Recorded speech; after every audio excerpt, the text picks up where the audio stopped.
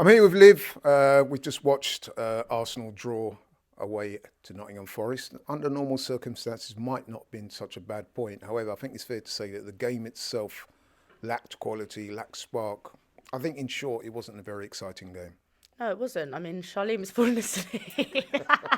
I was nodding off. I nearly put my feet up. But sorry, but it was boring. It was predictable.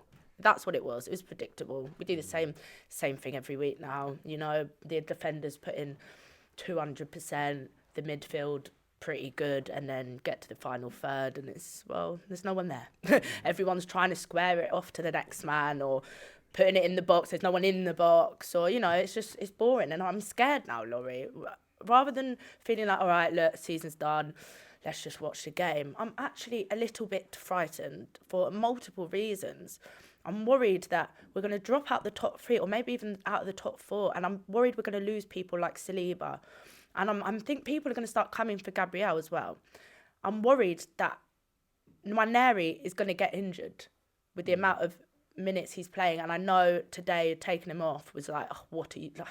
Please don't do that. But you have to look at the flip side of it, and he's being overworked. Timber might get injured again. It's looking so bleak. Yeah, we are a bit threadbare, there's no doubt about it. But in terms of your dropping out the top four, I'm going to give you a little bit of solace insofar as I think it looks likely that the top five will play Champions League football season. Okay. So maybe we'll scrape through on that. But I do hear your point. I think one of my concerns is if you look at our last four games, so we didn't score tonight, we didn't score against West Ham. Okay, we scored a couple of goals against Leicester. That was in the last 10 minutes. But the game before that, Newcastle, we didn't score again there either. So our last four games, we've gone goalless in three of them. And that is a concern, right? No, it's not going to get better, Laurie. Do you know what I mean? It might get worse, but it's not going to get better because we have nobody to score these goals. Where are these goals coming from? Where these magical goals that we're plucking from thin air? It's not going to happen. It's not going to sort itself out until we get reinforcements. So we have to wait till summer. So we can only just clutch onto straws for now, and you just want it to be over, Laurie, mate. Just let's. It's interesting because I hear your concerns, and listen, I do agree with you. However, I think tonight we created something like 15 opportunities.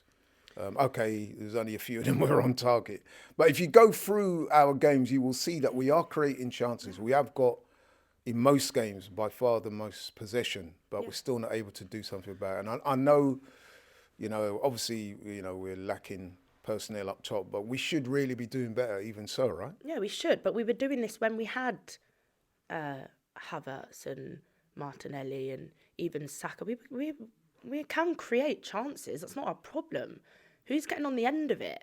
Who's putting it in the back of the net? Like, we can create as much as we like, but we keep playing these teams, right, that they might have one or two chances and they capitalise on that, and then we lose or we draw, and we 20, 25 chances here and there. It doesn't matter, Laurie. It does not matter, because we will not get the result at the end of the day if we don't have some sort of gunman at the front.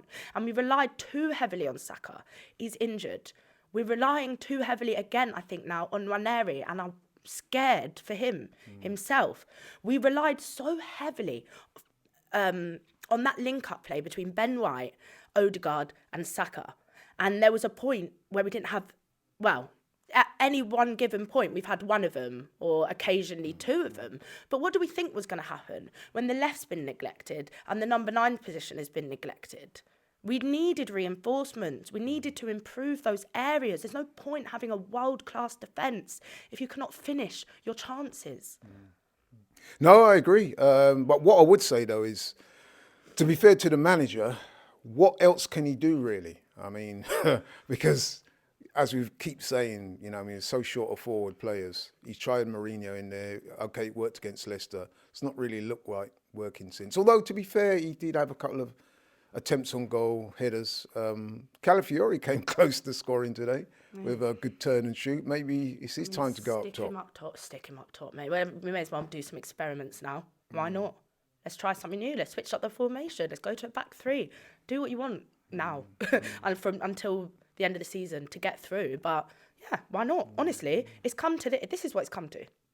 this is what it's come to. This is how limited our options are. I would not bat an eyelid if he started Calafiori up top next game. I would not. Are you a little disappointed with some of our senior players in the forward line, the likes of Trossard, the likes of Odegaard? Yeah. Do you think we could be reasonably expected to see a bit more from those guys? I mean, I personally thought Trossard was very disappointing tonight. I also thought that Odegaard had a decent first half, but tailed away, got substituted in the second half. Not good, right? Yeah, I think regarding Trossard, if you're going to be mouthing off about and not celebrating goals because you think you should be starting, then when you are starting, do something. Sorry, I hate to talk like this, Laurie. You know I do. I'm very positive usually. I'm tired. I'm bored. Like, do you know what I mean? And then you've got Odegaard, which again, I'm sorry, but without Saka in front of him and Benny Blanco behind him, you know, this is what we're seeing now. Does he need these players to look good? Does he need, you know, Ben White to be making those late sprints at the end to support, to allow space for him to, you know, I think he does. And unfortunately, that's really, it's disappointing. It's really disappointing. I think he's a brilliant player, but those three complement each other so much. But as I said earlier, Saka without Odegaard is fine. Odegaard without Saka is a problem. Well, you never know. We might get a couple of those guys back before the end of the season in terms of the Champions League. Talking of Champions League, we've got Champions League game coming up in a midweek. Massive game. What's your thoughts ahead of that game, just very briefly? I'm not confident, Laurie. I'm not confident. I mean, if we can't, you know, PSV are a good team, you know. They're a really good team. They're well organised. And that's one other thing that I noticed today. How can we be, we're saying Arteta's now playing this overly cautious ball. How can we be so overly cautious, but it's absolute chaos on the pitch? How does that make sense? Do you know what I mean? Well, listen, we live in hope. Let's hope that come Wednesday against PSV, we can go out there and get a result. The first game's there. The return leg is back at the Emirates. So that does give us some hope. Maybe by that time, things would have improved on the injury front. Who knows? Hopefully. Let's hope and pray, Laurie. That's all we can do. Thanks, Liv.